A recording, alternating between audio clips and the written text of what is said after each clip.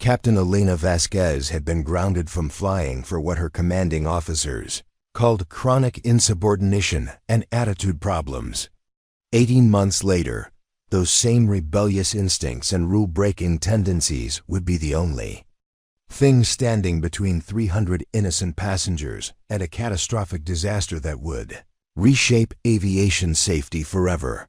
The fluorescent lights of Terminal C at Denver International Airport cast harsh shadows across Elena's weathered face as she pushed her maintenance cart down the seemingly endless corridors.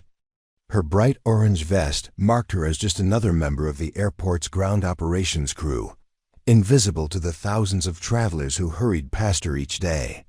To them, she was simply part of the background machinery that kept their journeys moving smoothly. They had no idea that the woman emptying their trash bins had once commanded multi-million-dollar fighter jets through hostile skies over 3 different continents. Elena moved with a precision that seemed excessive for someone whose job involved checking runway lights and clearing debris from taxiways. Every step was calculated, every observation methodical.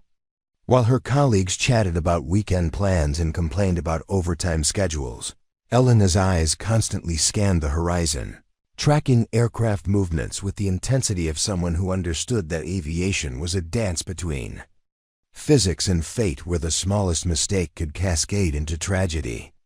"Vasquez, you're doing it again," called out Tommy Chun, her supervisor, as he approached with his usual mixture of amusement and exasperation. "You're supposed to be checking light fixtures, not conducting air traffic control from the ground." Elena didn't look up from her tablet, where she was noting wind patterns and calculating approach vectors for incoming aircraft. "Southwest 847 is coming in too steep for these crosswinds," she muttered, more to herself than to Tommy. "They should be adjusting their glide path by at least 2 degrees. Tommy followed her gaze to the sky, squinting at a distant speck that was barely visible. "How can you even tell what airline that is from here? And since when does a maintenance tech worry about approach angles?" "Since physics doesn't care what job title you have," Elena replied, finally looking up from her calculations. Her dark eyes held a sharpness that seemed incongruous with her mundane uniform. "That aircraft is fighting a 12-knot crosswind with gusts up to 18. At their current angle, they're going to have to execute a go-around or risk a hard landing." Sure enough, 5 minutes later, the Southwest jet powered up its engines and pulled back into the sky, circling around for another approach. Tommy stared at Elena with a mixture of surprise and suspicion that had become familiar over the past 18 months. The other members of the ground crew had their own theories about Elena Vasquez. Some thought she was a former airline pilot who had lost her license to drinking. Others speculated she was running from debt or a messy divorce. The more imaginative ones suggested she was in witness protection, hiding from enemies she'd made in some previous life. What none of them suspected was that she had voluntarily walked away from one of the most prestigious flying careers in the military because she couldn't stomach following orders that she believed would get people killed. Elena's workstation in the maintenance facility was a study in organized obsession. While her colleagues decorated their lockers with family photos and sports memorabilia, Elena's space was filled with weather charts, aircraft technical manuals, and complex diagrams that looked more like engineering blueprints than anything related to runway maintenance. She had acquired most of these materials through unofficial channels, trading favors and using connections that dated back to her military service. "The ice queen's at it again," whispered Janet Morrison, one of the senior technicians, as she watched Elena pore over a stack of meteorological reports during her lunch break. The nickname had stuck after Elena's first week on the job, when she had politely but firmly declined every invitation to join the crew for drinks, birthday celebrations, and casual conversations. "I swear she knows more about flying than the pilots themselves." Elena had overheard the nickname months ago, but chose not to acknowledge it. She had learned the hard way that sharing her actual qualifications only led to uncomfortable Questions about why someone with her background was working a job that required no specialized training. The truth was too complicated and too painful to explain to people who saw her as nothing more than an oddly intense maintenance worker with antisocial tendencies. Her daily routine was as rigid as military protocol. She arrived at the airport before dawn, conducted her assigned inspections with meticulous attention to detail, and spent her break studying aviation incident reports and weather patterns. She watched every takeoff and landing with the eye of someone who could calculate lift coefficients and thrust-to-weight ratios in her head.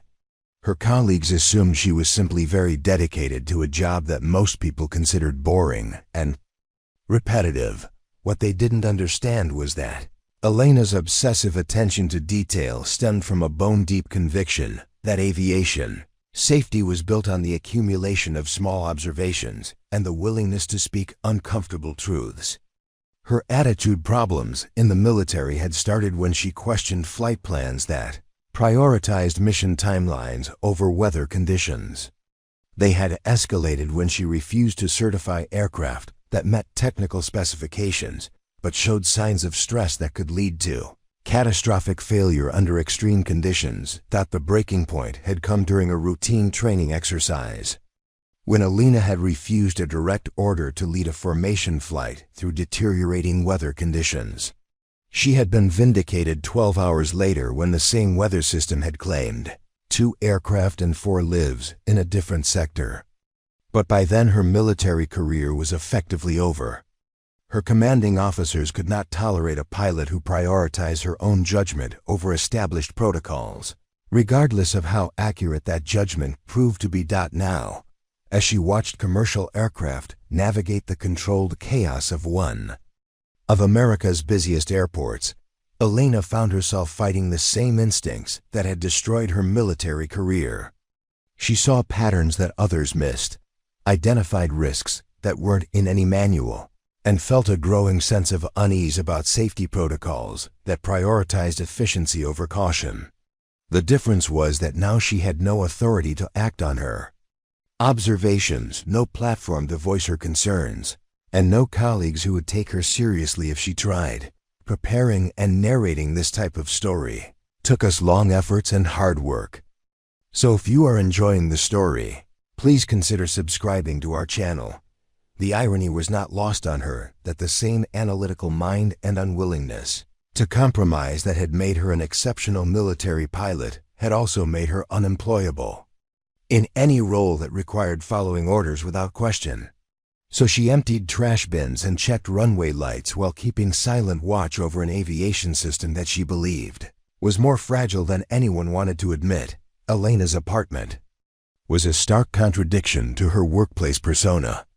Hidden behind the mundane exterior of a ground maintenance worker was a living museum of military aviation excellence.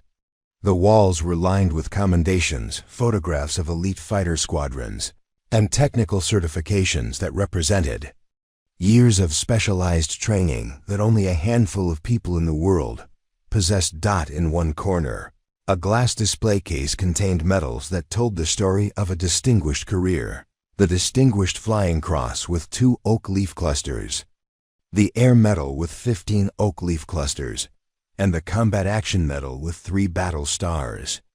The centerpiece was a photograph showing a younger Elena standing beside an F-22 Raptor, her flight suit bearing the patches of the 422nd Test and Evaluation Squadron, one of the most secretive and prestigious units in the United States Air Force. The woman in the photograph looked nothing like the maintenance worker who spent her days checking runway lights. That Elena had stood with perfect military bearing, her dark hair pulled back in a regulation bun, her eyes blazing with the confidence of someone who had earned the right to test experimental aircraft that pushed the boundaries of what was aerodynamically possible. She had been one of only 12 pilots selected for the Advanced Fighter Technology Integration Program, a classified initiative that evaluated next-generation combat systems before they entered full production. Elena's service record read like a technical manual written by someone who understood that military aviation existed at the intersection of cutting-edge technology and life-or-death decision-making. She had logged over 3,200 flight hours in 17 different aircraft types, including prototypes that the general public would not see for another decade. Her specialty had been high-altitude reconnaissance and experimental weapons testing, missions that required split-second judgment and an intuitive understanding of aircraft performance under extreme conditions. The turning point in her career was documented in a classified incident report that Elena kept in a locked file cabinet beside her bed. Operation Desert Falcon had been a routine weapons test designed to evaluate a new air-to-ground missile system under simulated combat conditions. Elena had been selected as the primary test pilot based on her exceptional performance ratings and her reputation for precise technical analysis. 3 days before the scheduled test, Elena had identified a software anomaly in the targeting system that created a microscopic delay between target acquisition and weapon release. The delay was measured in milliseconds and fell within acceptable parameters according to the engineering specifications. However, Elena's calculations showed that under specific atmospheric conditions, the delay could cause the weapon to miss its intended target by up to 50 meters. Her commanding officer, Colonel Marcus Webb, had dismissed her concerns as perfectionism, taken to an unreasonable extreme. The weapon system had passed all required safety tests. The mission timeline had been approved by Pentagon officials, and postponing the exercise would cost the program millions of dollars in rescheduling and logistics. Elena was ordered to proceed with the test as planned. Elena had requested permission to submit a formal technical objection through proper channels. When that request was denied, she had documented her concerns in writing and requested that they be entered into the official mission record. Colonel Webb had interpreted this as insubordination and issued a direct order for Elena to focus on her assigned duties rather than questioning decisions made by superior officers with access to information she did not possess. The test had proceeded as scheduled on a clear morning over the Nevada desert. Elena had executed the weapon release sequence with textbook precision, but her predictions proved accurate in the worst possible way. The targeting delay, combined with atmospheric conditions that fell within normal parameters, but at the extreme end of the acceptable range, caused the test missile to deviate from its programmed course.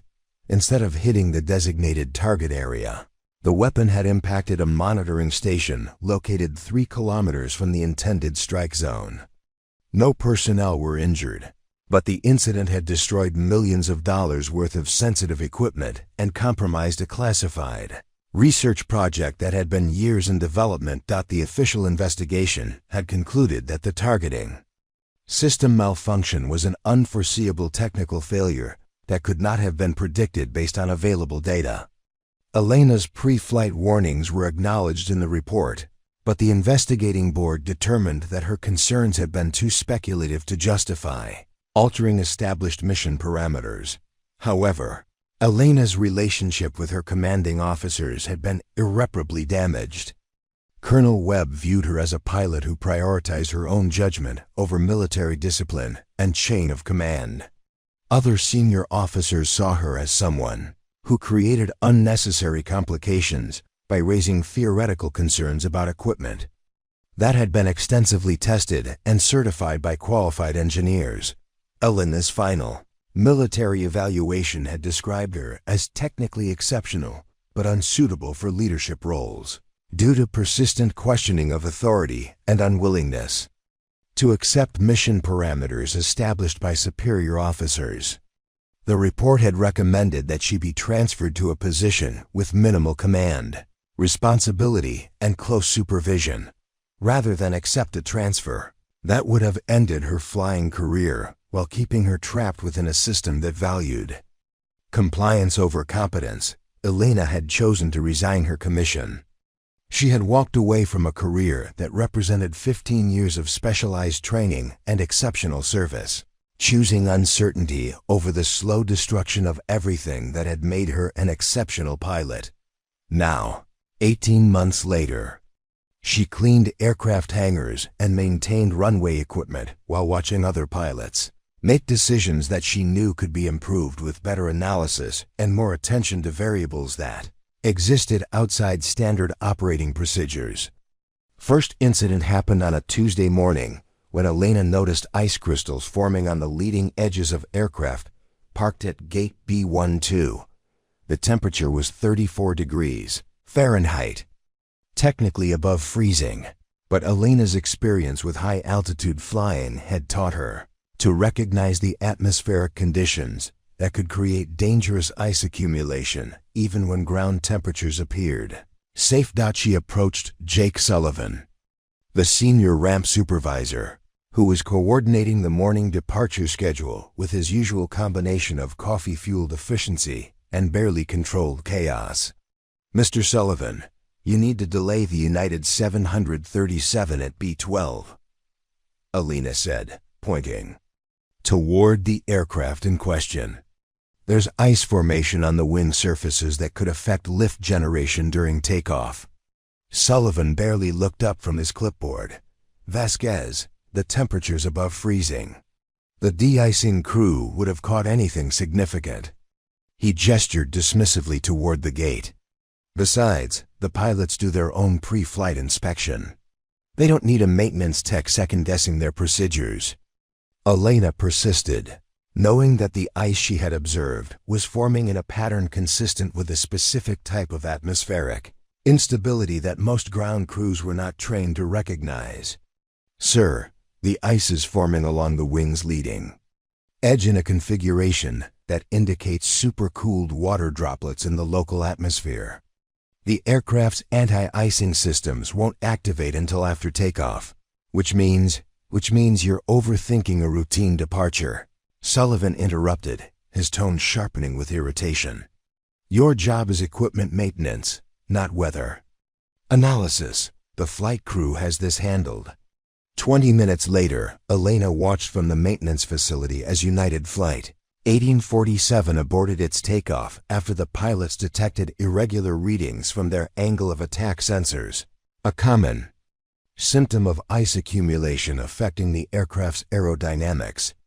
The flight was delayed for 47 minutes while de-icing crews addressed the problem that Elena had identified before the aircraft even began its taxi to the runway. Sullivan never acknowledged the incident, and Elena learned not to expect recognition for observations that fell outside her official job description. The pattern repeated itself with depressing regularity. When Elena noticed that the ground handling equipment at Gate 107 was creating unusual vibrations that could damage sensitive avionics over time, the lead mechanic told her to worry about her own responsibilities. When she identified a subtle shift in wind patterns that would make certain runway approaches more dangerous during the afternoon traffic rush, the air traffic control supervisor dismissed her concerns as the uninformed opinions of someone who watches planes all day but doesn't actually fly them. Elena's colleagues had developed their own theories about her persistent attention to details that seemed irrelevant to her actual job duties. Some viewed her as an overeager employee trying to impress management by expanding beyond her assigned role. Others saw her as someone with too much time on her hands, who had developed an unhealthy obsession with aviation procedures that were none of her business. "She's always got something to say about how we're doing things wrong," complained Derek Martinez, a cargo handler who had worked at the airport for 8 years. "Like she thinks she knows better than pilots who've been flying longer than she's been alive." The irony was particularly bitter because Elena had more flight experience than most of the commercial pilots she watched take off and land each day. Her military training had included scenarios that pushed aircraft and pilots to their absolute limits, teaching her to recognize danger signs that were invisible to aviators who had never operated outside the carefully controlled environment of commercial aviation. But her knowledge meant nothing without the credentials and position that would give her words weight. In the rigid hierarchy of airport operations, a maintenance worker's observations about flight safety carried No more authority than a passenger's complaints about airline food. Elena found herself caught in a professional limbo where her expertise was a liability rather than an asset. She knew too much to be satisfied with the routine tasks of her assigned job, but her current position made it impossible for anyone to take her knowledge seriously. Speaking up only marked her as someone who didn't understand her place in the organizational structure. The most frustrating encounters came during shift briefings when supervisors would discuss operational challenges that Elena could have solved with insights gained from her military experience. When runway maintenance schedules were creating bottlenecks that reduced airport efficiency, Elena remained silent even though she knew how to optimize the timing based on traffic patterns and weather forecasts. When equipment failures were causing recurring delays, she kept her mouth shut, despite having troubleshooting expertise that could have prevented future problems. Airport management had developed a reputation for dismissing suggestions from ground level. Employees, particularly those who lacked formal education in aviation management or engineering. Elena's attempts to contribute meaningful input were consistently interpreted as overreach from someone who had misunderstood the boundaries of her role. Her supervisor, Tommy Chun, had grown increasingly uncomfortable with Elena's obvious expertise and her habit of making observations that proved accurate but fell outside her job description. During her 6-month performance review, he had written that she was technically competent but demonstrates concerning tendency to involve herself in operational decisions beyond her authority level. Elena had signed the evaluation without comment, recognizing that defending her actions would only reinforce the perception that she was a difficult employee who couldn't accept appropriate boundaries. She had learned that expertise without institutional support was just another form of isolation. Elena first noticed the anomaly during the 3rd week of October when she was conducting routine inspections of the instrument landing system equipment near runway 16R. The readings on her handheld diagnostic device showed fluctuations in the localizer signal that were barely perceptible. Variations measured in fractions of degrees that fell technically within acceptable parameters, but followed a pattern that triggered her instincts. The instrument landing system was the electronic backbone that guided aircraft safely to the runway during low visibility conditions. Even minor deviations in the signal could cause pilots to misalign their approach, but the variations Elena detected were so subtle that the automated monitoring systems classified them as normal operational variance. However, Elena's experience with precision navigation systems during her military service had taught her to recognize the early warning signs of cascade failures. The fluctuations she observed matched the signature of electromagnetic interference that could gradually degrade navigation accuracy until aircraft were receiving guidance signals that were dangerously inaccurate. She documented her findings in a detailed technical report, complete with signal analysis charts and historical comparison data. The interference pattern suggested that a piece of electronic equipment somewhere in the airport's vicinity was generating radio frequency emissions that were slowly contaminating the navigation signals. If left uncorrected, the interference would eventually reach levels that could cause multiple aircraft to receive conflicting guidance during approach and landing procedures. Elena submitted her report to the airport's Technical Services Department, requesting an investigation into potential sources of electromagnetic interference. The response came back 3 days later in the form of a brief email from Harold Winters, the Chief of Navigation Systems Maintenance. Vasquez, your concerns regarding ILS signal variations have been reviewed by qualified technicians. All navigation systems are operating within Federal Aviation Administration specifications. Your equipment readings are likely caused by normal atmospheric conditions. Please focus on your assigned maintenance duties rather than conducting unauthorized technical analysis. Elena knew that Winters had dismissed her report without conducting any meaningful investigation. The email's language revealed that he had not understood the technical implications of her findings, treating them as the amateur observations of someone who had confused normal signal variations with actual system problems. Undeterred, Elena began conducting her own investigation during her off-duty hours. She used portable radio frequency analyzers that she had purchased with her own money, equipment that was far more sensitive than the standard diagnostic tools available to maintenance personnel. Her analysis confirmed that the interference was not only real but was increasing in intensity following a predictable pattern. The source appeared to be a new cellular tower installation approximately 2 miles from the airport. The tower was broadcasting on frequencies that should not have affected aircraft navigation systems.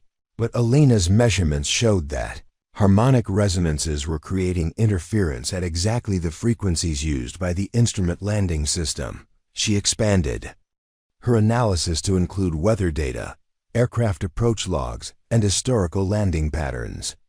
What she discovered made her stomach tighten with the familiar sensation of impending disaster. During periods of low visibility, when pilots relied most heavily on instrument guidance, the interference was causing subtle but consistent approach deviations. Aircraft were touching down an average of 30 feet further down the runway than their intended landing point, a discrepancy that pilots attributed to normal variations in atmospheric conditions.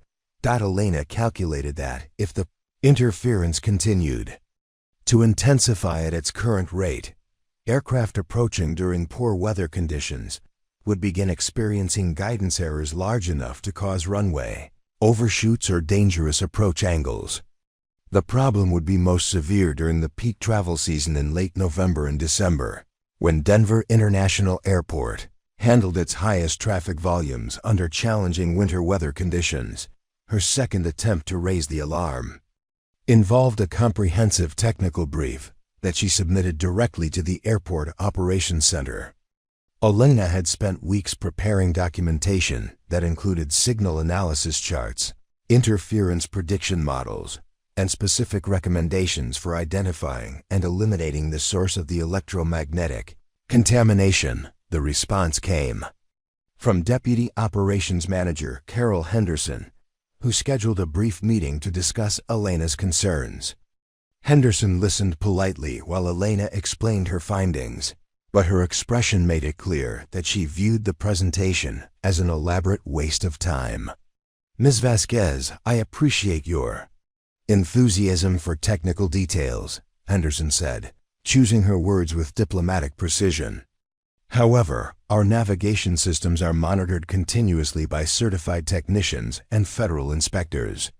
If there were any safety concerns, they would have been identified through proper channels." Elena tried to explain that the interference was too subtle for routine monitoring systems to detect, but Henderson cut her off with a gesture that indicated the meeting was over. "I think you're overcomplicating what are probably normal operational variations," Henderson concluded. "Your job performance has been noted as excellent, but I'd suggest focusing that attention to detail on your assigned responsibilities rather than areas that are handled by specialized professionals."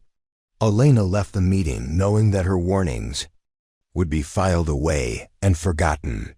The airport's bureaucratic structure made it impossible for anyone in her position to challenge technical assessments made by higher-level personnel. Regardless of the accuracy of her analysis, she returned to her routine maintenance duties while continuing to monitor the navigation signals during her breaks. The interference continued to intensify, following the exact progression that her models had predicted. In 6 weeks, during the peak holiday travel season, aircraft would begin experiencing guidance errors severe enough to cause catastrophic accidents during low-visibility approaches.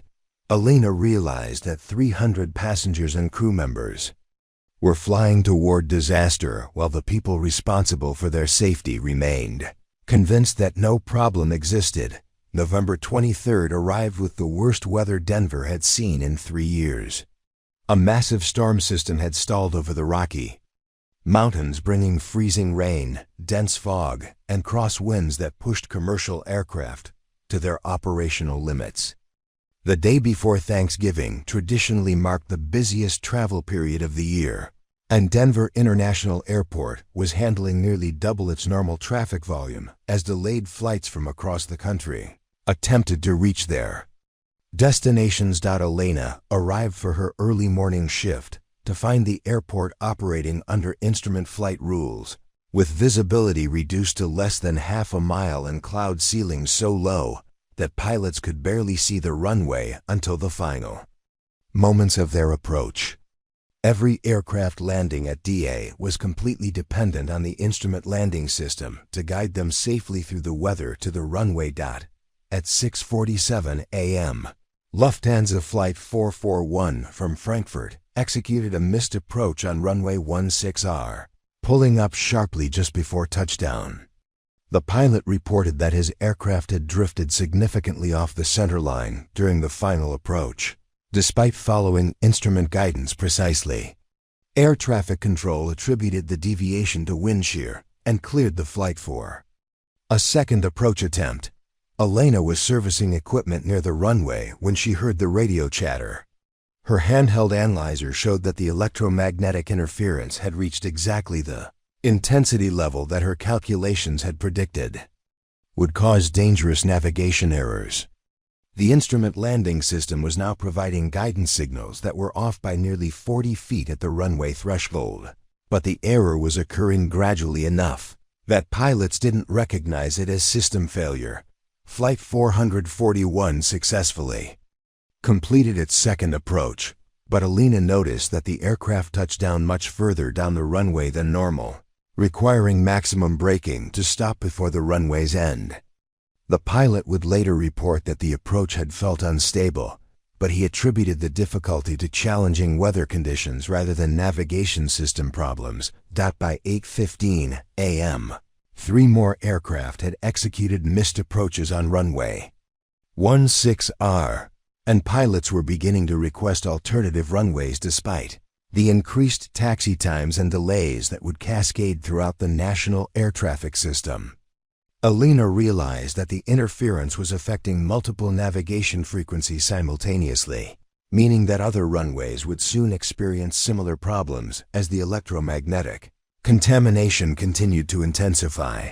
She attempted to call the operations center to report her observations, but the duty supervisor informed her that all senior personnel were occupied with managing weather delays and could not be interrupted for maintenance concerns unless there was an immediate equipment failure requiring emergency response. At 9:33 a.m., the crisis escalated dramatically. Continental Flight 1247, a Boeing 777 carrying 312 passengers from London, began its approach to runway 16R in visibility that had deteriorated to quarter mile in freezing rain. The aircraft was one of the largest and heaviest planes in commercial service, requiring precise navigation and extended runway length for safe landing. Elena watched through binoculars as the massive aircraft descended through the clouds, its landing lights barely visible in the dense fog. The electromagnetic interference was now causing navigation errors of nearly 60 feet, but the degradation was occurring so gradually that the flight crew believed they were receiving accurate guidance from ground-based systems. As the aircraft broke through the cloud layer on final approach, Elena could see that it was aligned with the edge of the runway rather than the center line. At the plane's current angle and approach speed, it would touch down on the grass median that separated runway 16R from the parallel taxiway, a disaster that would result in the aircraft breaking apart and likely exploding upon impact.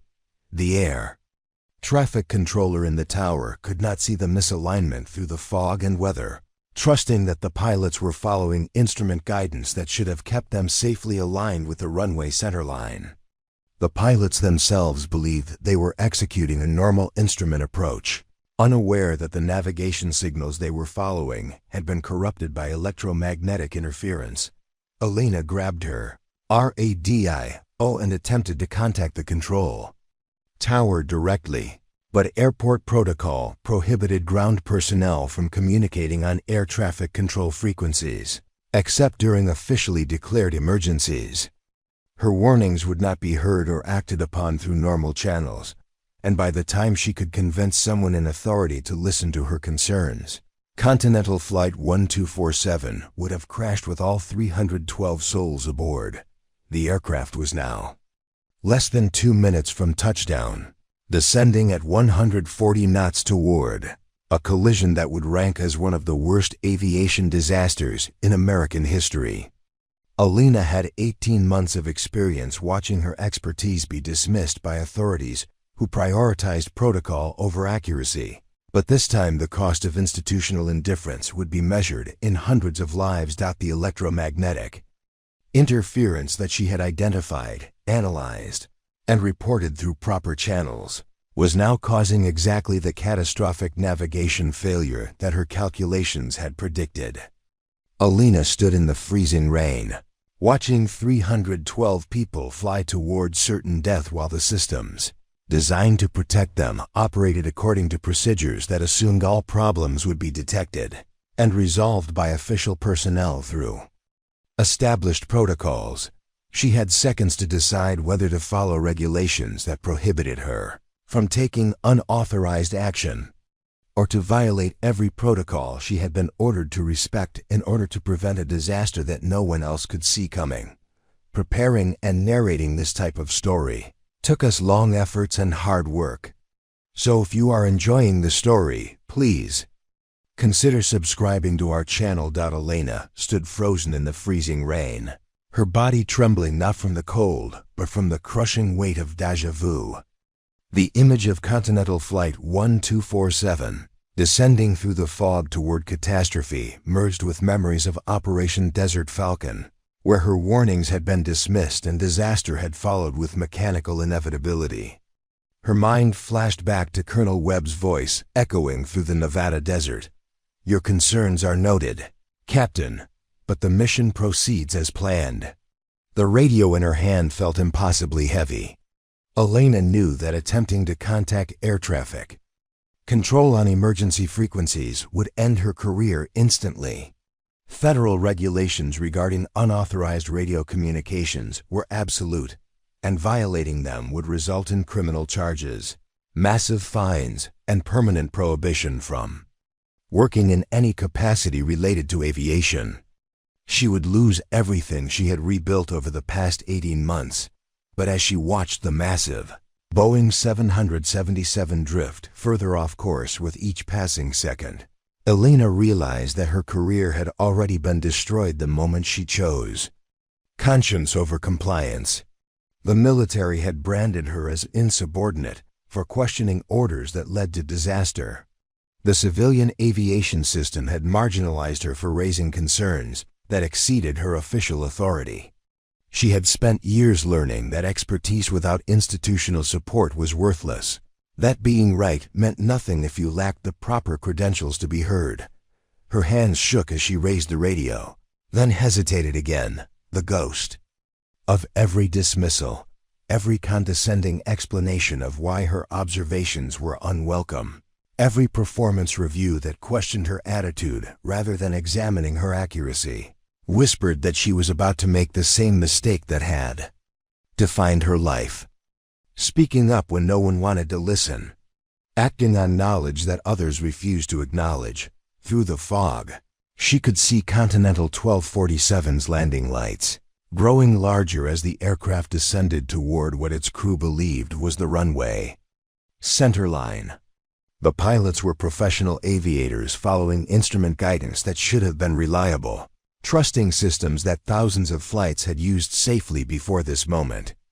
They had no reason to suspect that electromagnetic interference was providing them with navigation data that would kill everyone aboard their aircraft. Elena thought about the passengers she couldn't see but knew were there, business travelers rushing home for Thanksgiving dinner, families reuniting after months apart, children who had never experienced turbulence more severe than a minor bump during takeoff.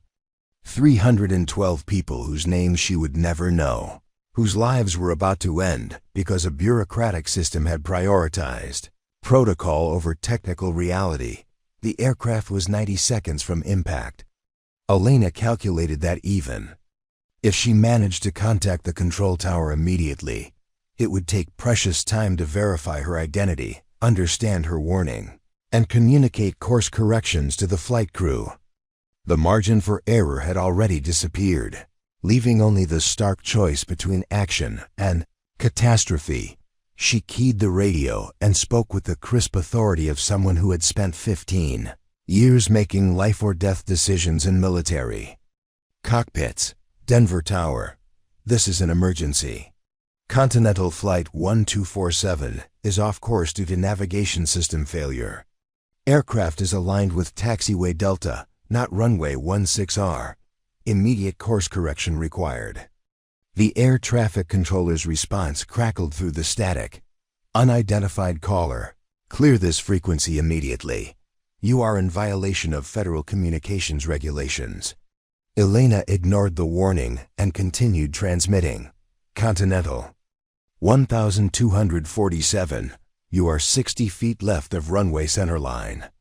Your navigation system is receiving corrupted signals. Execute immediate right turn to align with runway 16R or execute missed approach. You are approaching taxiway Delta, not the runway. The tower's supervisor's voice cut through the radio chatter with sharp authority. Security. Identify and detain the individual making unauthorized transmissions on air traffic control frequency. This is a federal violation. Inside the cockpit of Continental 1247, Captain Robert Chun heard Elena's warning and felt his blood turn to ice. His instrument panel showed a perfect approach to runway 16R, but the voice on the radio carried the unmistakable tone of someone with genuine aviation expertise. Chun had logged over 20,000 flight hours and had learned to trust his instincts when something didn't feel right about an approach. Tower, Continental 1247 requesting immediate position verification. Chun transmitted, his training overriding any confusion about the unauthorized radio communication. We show aligned with runway 16R on all navigation displays. Elena's voice came through again, calm and precise despite the chaos erupting on the radio. Continental 1247. Your ILS signals are corrupted by electromagnetic interference. Trust your visual references. You can see taxiway lighting through the fog if you look carefully. The runway is 40 meters to your right. Captain Chun peered through the rain-streaked windscreen and saw what Elena was describing. The lights below his aircraft were indeed configured as taxiway markers, not runway lighting. His navigation instruments were providing guidance that was not only wrong, but potentially fatal. Continental 1247 executing missed approach, Chun announced, pushing his throttles forward and pulling the aircraft's nose up. Just as security personnel surrounded Elena's position on the ground, Elena let the radio fall from her hands as airport. Security officers approached with weapons drawn. She had violated federal law, destroyed her career, and would likely face criminal prosecution. But Continental Flight 1247 was climbing safely back into the clouds with 312 lives intact. The security officers led Elena toward the administrative building in plastic handcuffs, but their escort was interrupted by the voice of Captain Chun, crackling over the tower's external speakers. Denver Tower. Continental 1247 has executed missed approach due to navigation anomaly. Request immediate investigation of ILS system integrity. The unauthorized transmission we received may have prevented a catastrophic runway incursion. Airport Operations Manager Victoria Hayes burst through the operations center doors, her face pale with the realization that they were facing a potential disaster that could dwarf any previous aviation emergency. She had been monitoring the radio communications and understood that a maintenance worker had somehow identified a navigation system failure that had escaped detection by all official monitoring systems. Release her immediately, Hayes ordered the security officers. her voice carrying the authority of someone who had spent 20 years managing crisis situations.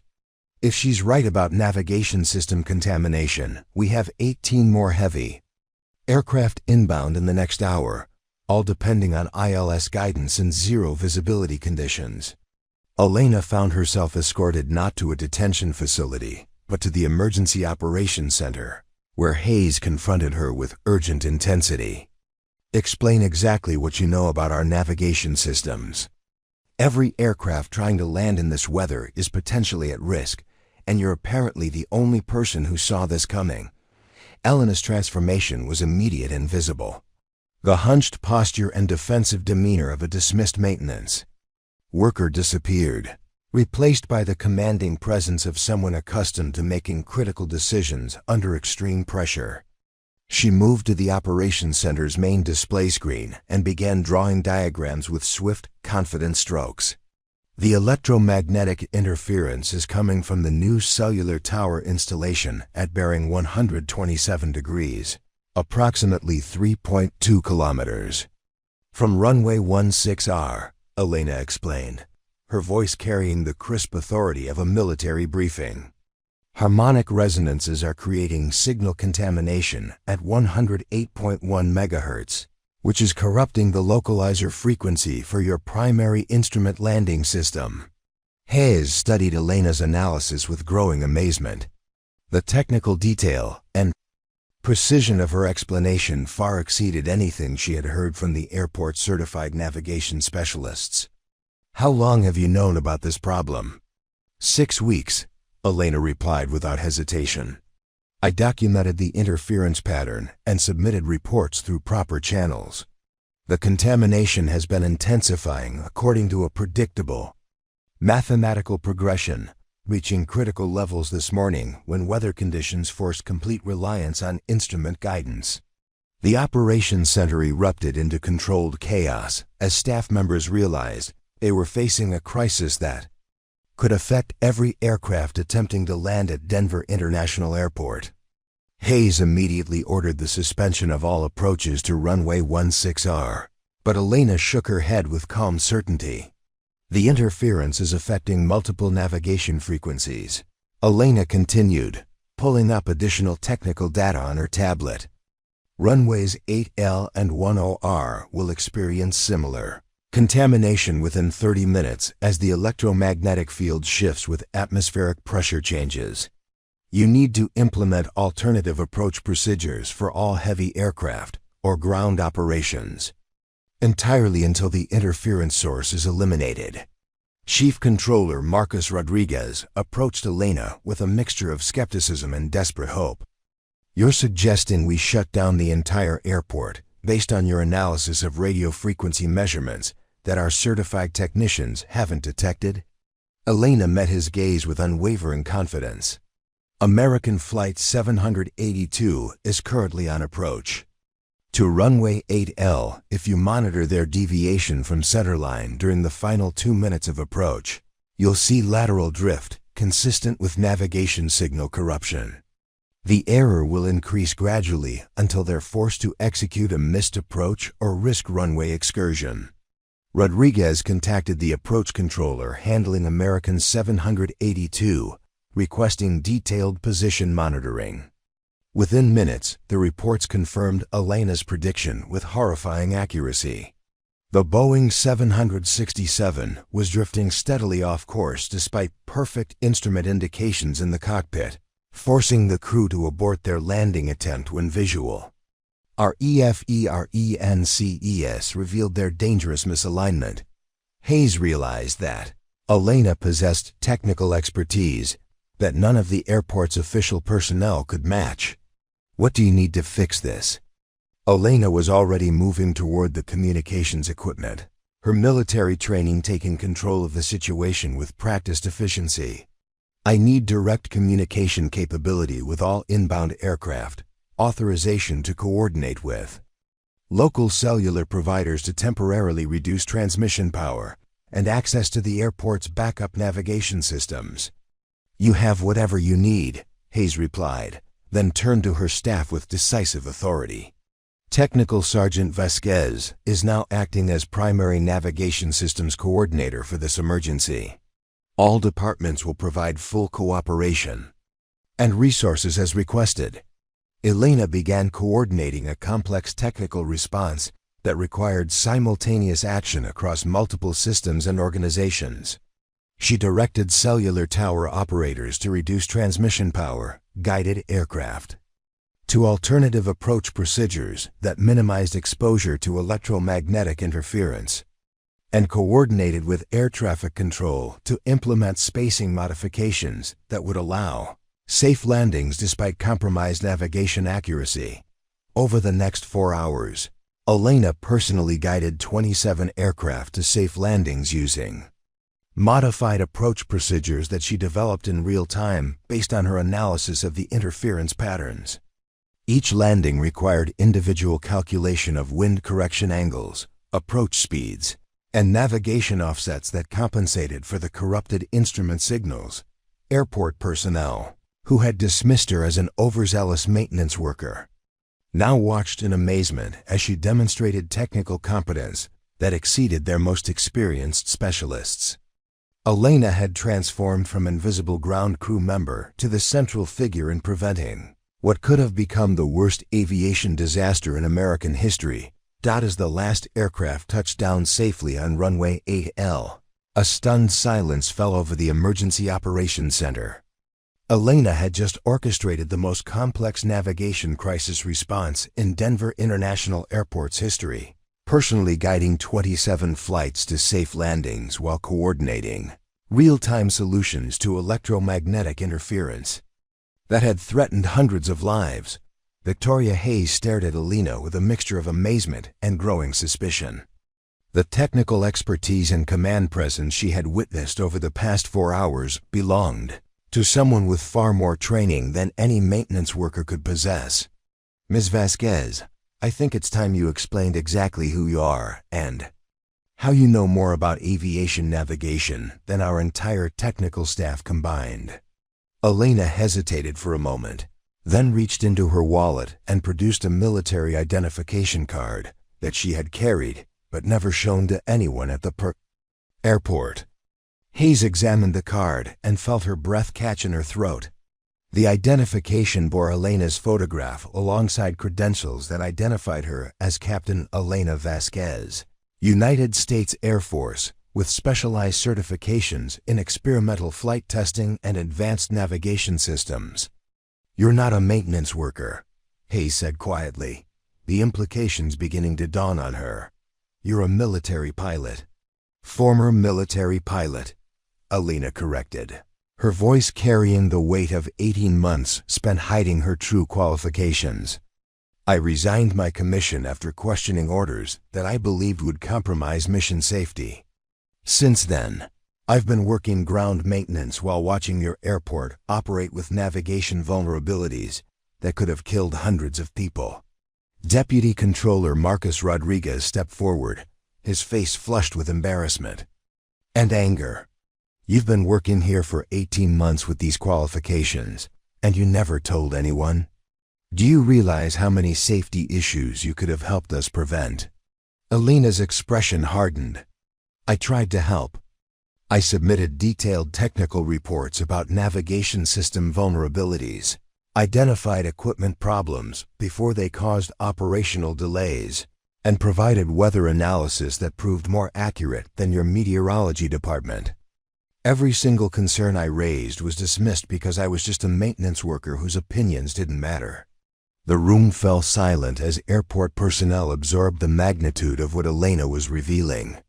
Tommy Chun, her direct supervisor, stood in shocked recognition as he remembered every time he had told Elena to focus on her assigned duties rather than involving herself in operational decisions beyond her authority level. The southwest approach warning in September, Chun said slowly, pieces of a larger puzzle falling into place. You predicted that turbulence pattern 30 minutes before it happened, and the ice crystal formation in October that grounded 3 flights for de-icing, and the equipment vibration analysis that could have prevented the baggage system failure last month, added Janet Morrison, the senior technician who had nicknamed Elena the Ice Queen for her antisocial behavior. "You tried to warn us about that too." Elena nodded, her voice remaining steady despite the emotional weight of 18 months of dismissal and professional isolation. "I've been documenting safety concerns and operational inefficiencies since my first week here. My maintenance position gave me access to observe patterns that office-based personnel never see. But my warnings were consistently ignored because they came from someone without official authority to make technical assessments." Hayes picked up the phone and dialed the airport director's emergency line. "Sir, you need to get down to the operations center immediately. We've just discovered that one of our maintenance workers is actually a former Air Force test pilot who has been trying to warn us about safety problems for over a year."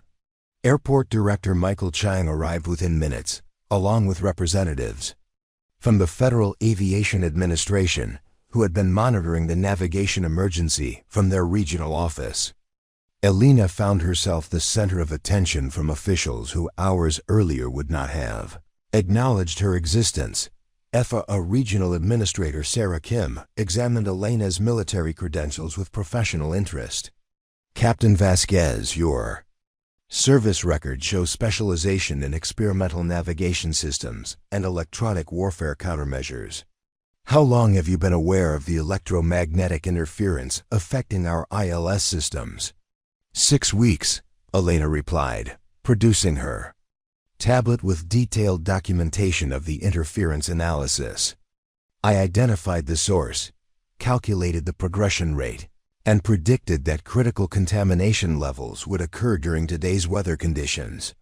One submitted formal reports through proper channels, but they were dismissed as the uninformed observations of someone outside her area of expertise. Kim reviewed Elena's analysis with growing amazement. The technical sophistication and accuracy of her predictions far exceeded the capabilities of most aviation professionals. "This is graduate-level electromagnetic engineering analysis. Where did you acquire this expertise?" "Advanced Fighter Technology Integration Program," Elena answered. "I spent 3 years testing experimental navigation systems designed to operate in contested electromagnetic environments. Identifying and countering radio frequency interference was a primary component of my military specialization."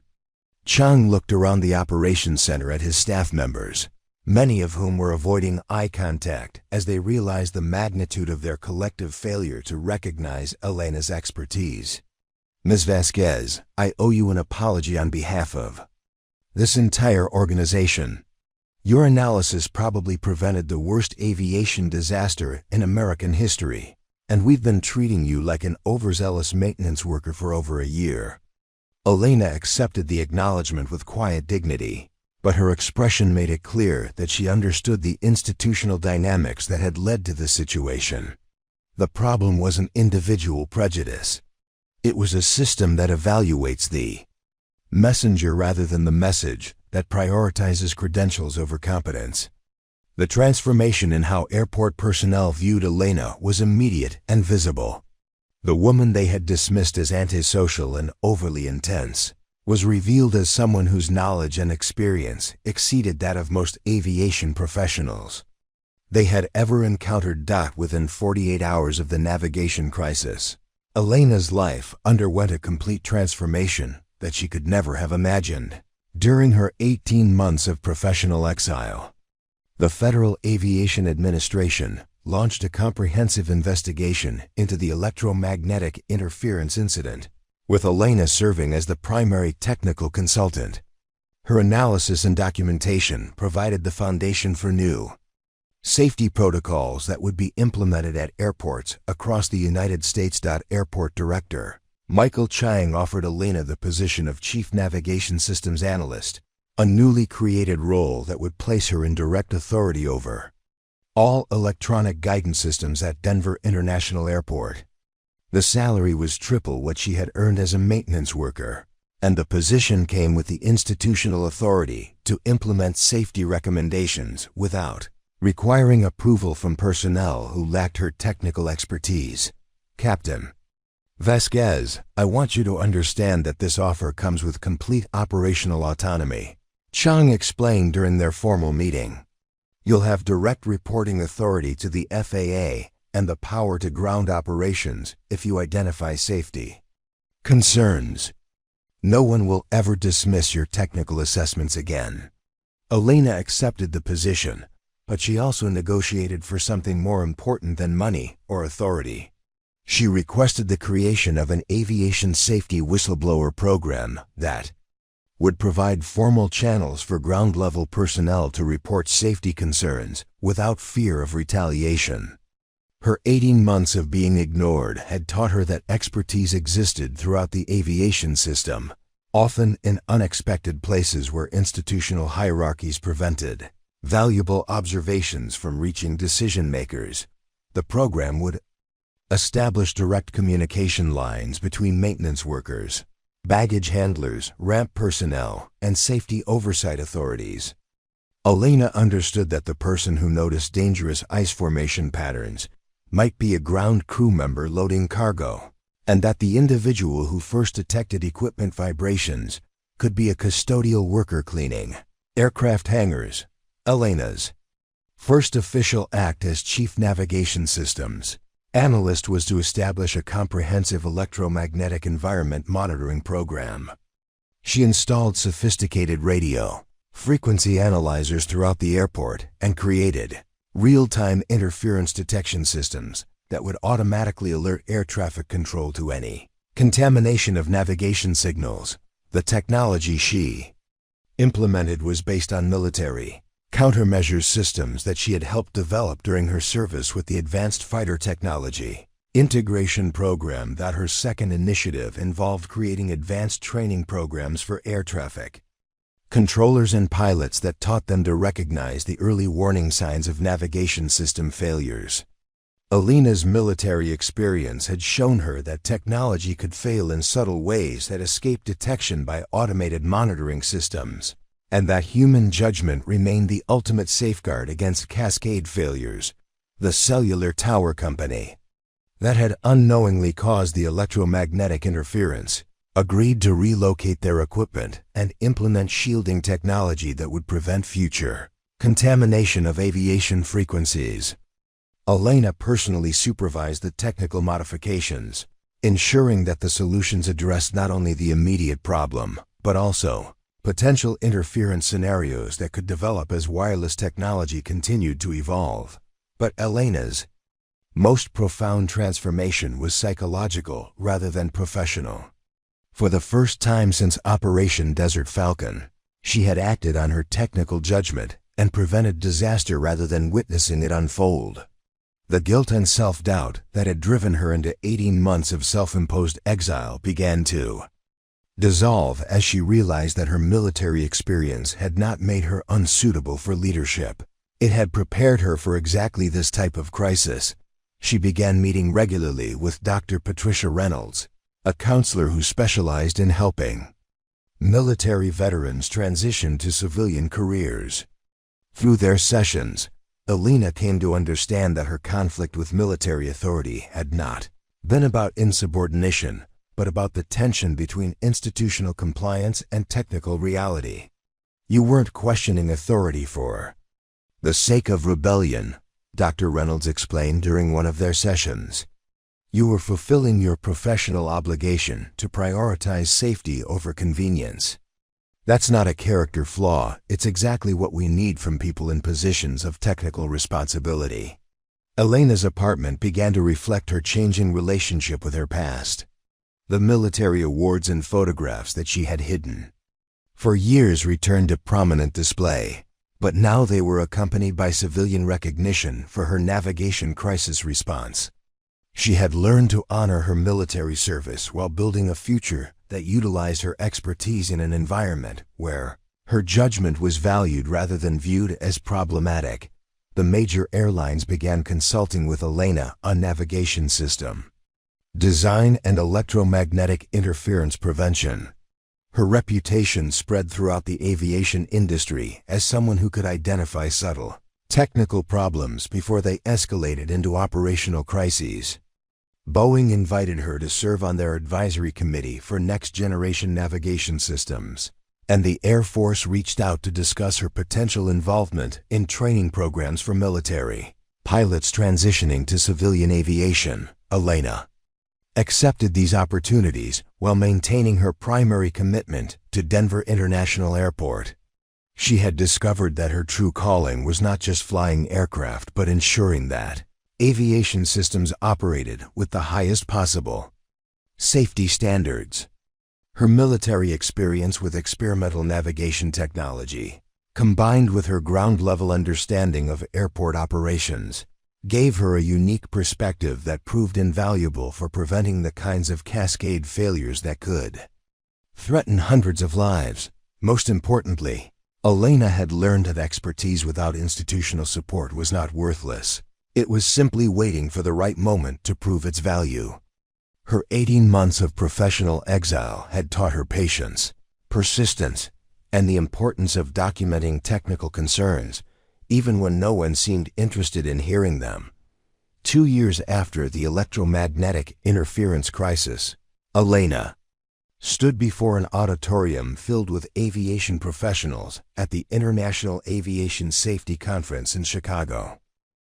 The woman who had once pushed maintenance carts in silence now commanded the attention of pilots, controllers, engineers, and safety officials from around the world as she delivered the keynote address on hidden expertise, recognizing critical knowledge throughout aviation organizations. The audience included Sarah Chun, a young aircraft mechanic from Phoenix Sky Harbor Airport who had used Elena's whistleblower program to report structural stress patterns that prevented a potential cargo door failure. Seated beside her was Miguel Santos, a ramp supervisor from Miami International, who had identified fuel contamination issues that could have caused multiple engine failures during peak hurricane season evacuations. Elena's presentation focused on the systematic changes that had emerged from her navigation crisis response.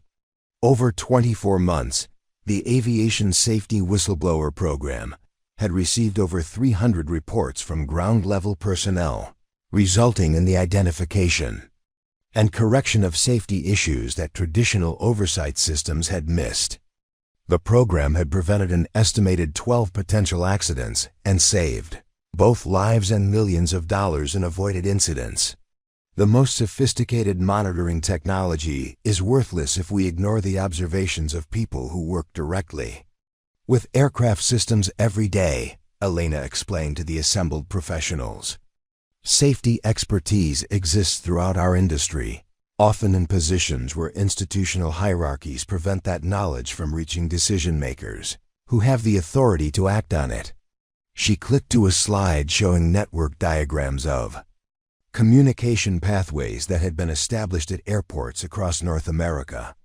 We've learned that the maintenance technician who services navigation equipment may notice subtle anomalies months before automated systems detect failures.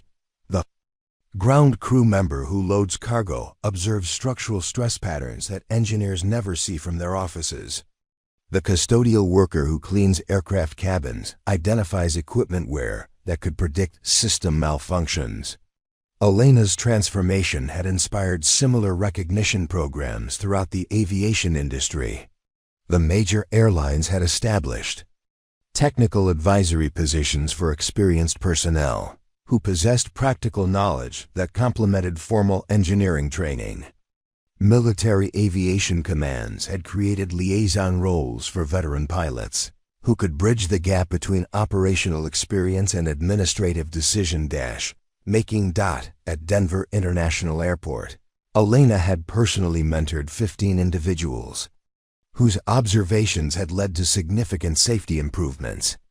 Her protégés included former military personnel who had been underemployed in civilian aviation roles, as well as career ground crew members whose decades of hands-on experience had never been formally recognized by management. Lieutenant Colonel James Morrison, Elena's former commanding officer from her early military service, approached her after the presentation. Morrison had tracked Elena's career transformation through aviation, industry publications, and had requested permission to attend her conference address. "Captain Vasquez, I owe you an apology that's about 15 years overdue," Morrison said, his voice carrying genuine regret. "When you questioned flight parameters and equipment specifications during your early assignments, I interpreted your concerns as challenges to authority rather than technical expertise. I should have listened to your analysis instead of focusing on military protocol." Elena accepted his acknowledgement with the grace of someone who had learned to transform past conflicts into future wisdom. "Colonel, institutional change requires people at all levels to recognize that technical accuracy and military discipline can coexist. My experience taught me that questioning procedures isn't the same as questioning authority. It's fulfilling the obligation to prioritize mission success over procedural compliance." Morrison nodded thoughtfully. "The Air Force has implemented new protocols for evaluating technical concerns raised by operational personnel. Your military service record has been reviewed and updated to reflect the accuracy of your assessments and the value of your contributions to flight safety."